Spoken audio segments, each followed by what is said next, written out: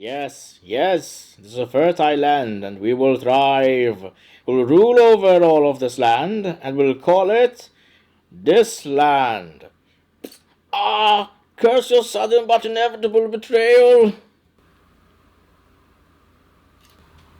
Hey there, I'm Kurt, the Dungeon Master for the Ringland Chronicles. And while the crew is having a very well-deserved R&R, I thought I could sit down with you and talk about Uqabai, the setting, the campaign, and hopefully answer a few questions that you have posted for us. So grab yourself a cup of tea, a mug of coffee, or a tankard of ale, and join me for the very first Chronicles Chat. The first question is, when did you create Uqabai, and why? Oh, so I created Uqabai about 10 years ago in 2016 for my very first group of D&D players. It's when I started as a DM. And back then, all I had on me were this journal and the fountain pen, so I was a little bit bored at work and needed a bit of a mental break, so I started sketching this continent. In fact, I do have the first map right here. The idea for it at the time was to fit into the Forgotten Realms, but it has since developed into its own setting, right? It was a circular continent, still is circular continent, and basically it's just I wanted to draw something which was finite, and I did not have to be overwhelmed by what lies beyond the borders of the page. I wanted to create something which was self-contained, and everything was, self-described, and everything was there in it already. I made an inland sea, which, when you look at it, if you have any geographical or geological training, you'd know that this does not make sense unless it's a volcanic island, which it's not. So, I wanted to add that because it was quite interesting. I was leaning into the whole believable yet magical aspect of the continent. But it's safe to say there's quite a lot of mystery and intrigue that have yet to be revealed in the Ringland Chronicles, hopefully, by the players and by you as well. So yeah, I created the continent about 10 years ago, 2016, and that's basically it. I did it for fun. The second question is, the Argent Venators seem like witchers on opposite day. Is that true?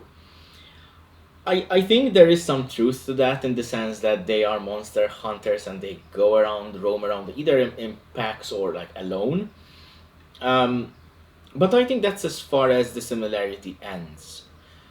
I think that I never quite liked the idea of monster hunters or blood hunters in Dungeons and Dragons to be reviled um, by the people that they save. I mean, I understand that it makes sense for The Witcher and the Sapkowski's universe.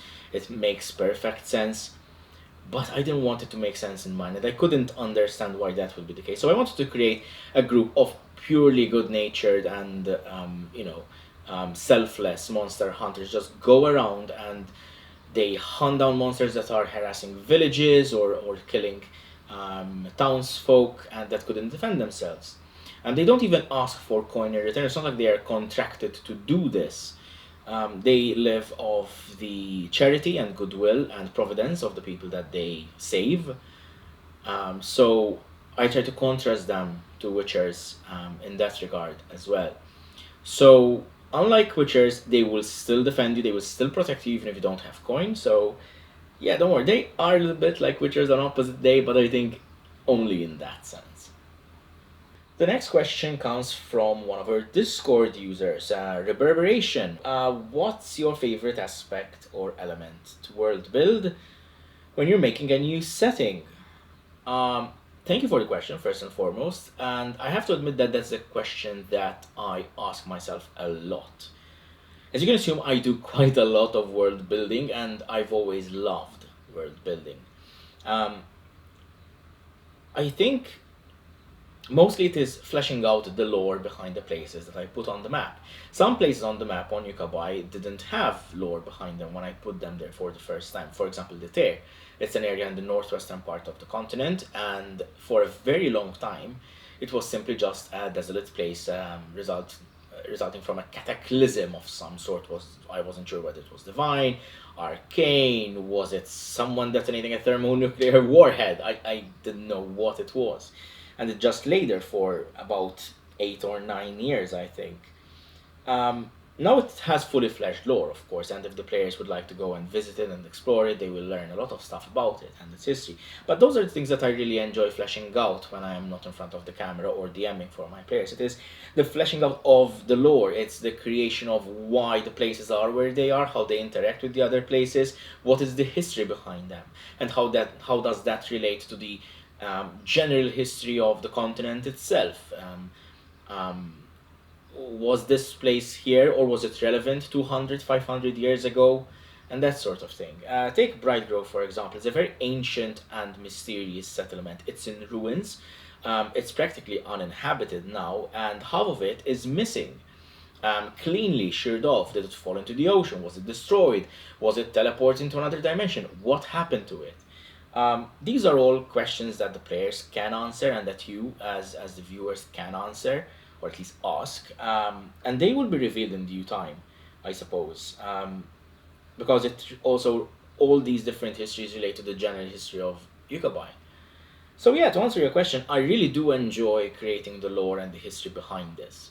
So yeah, thank you for the question. It was a good one. The next one also comes from Discord, but from several members.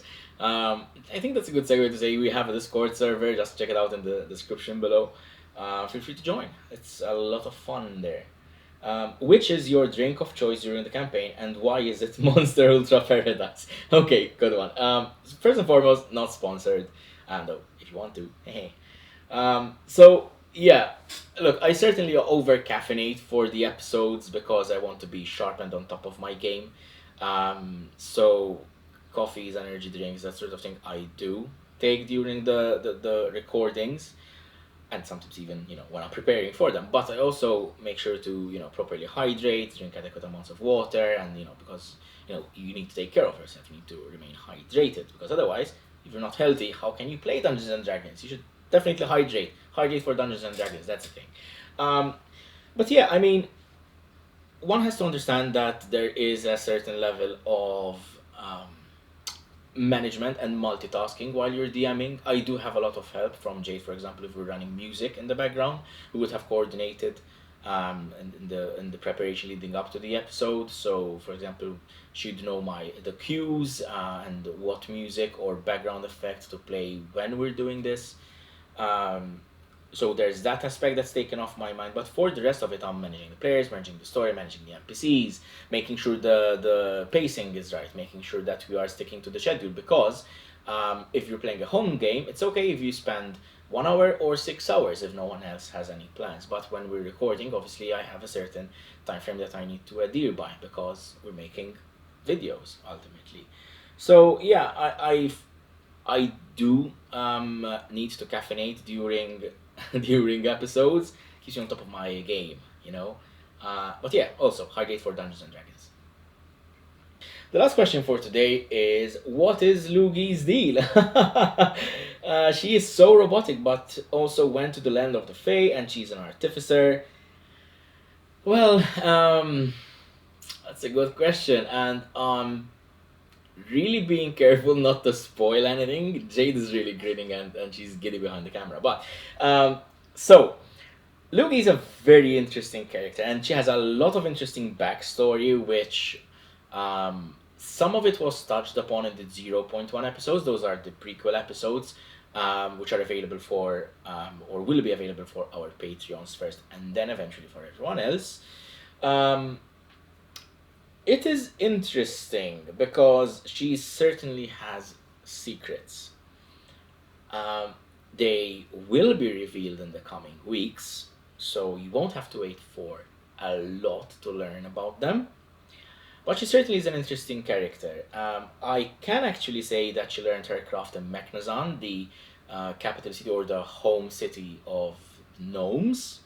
So I think, rather than answering your question, that adds another layer of intrigue, I suppose. Why is an elf a monk? Oh, gnomes, blah, blah, blah, blah, blah. So, yeah, I mean, she went to Erin Doriel, and that is what we call our Fey lands, the equivalent of Fey wilds, if you will. And that directly ties to her secret. But for that one, I think you will have to tune in to episode 8 to see exactly how that plays out. But other than that, when Tanya was creating Lugii, we kind of did it together, of course. We had a lot of options to consider, and I think, personally, I think Tanya made the best choice in choosing Lugii the way she is presented on camera. I think she's a lot of fun that way. She's certainly intriguing. I know that, we have Pepe playing Defiance, pulling out his hair, trying to understand why she doesn't have dark vision. That's a bit of a running joke out of character for us as well. And when the cameras stop rolling, it's like, why don't you have dark vision? But yeah, I mean, tune into episode 8. You'll have to see that in that episode. So yeah. Basically that. I can't add any more without spoiling, so you're gonna have to watch it. That's all the questions I have for you today. Thank you so much for joining the first Chronicles chat. If you have any questions yourself, post them in the comments or follow the link to the Discord server that we have. There's a dedicated chat for questions to be answered in this video series, I suppose, and it's also a lot of fun on the Discord. So as always, please like and subscribe. All the things that other YouTubers tell you to do, it really helps us out a lot.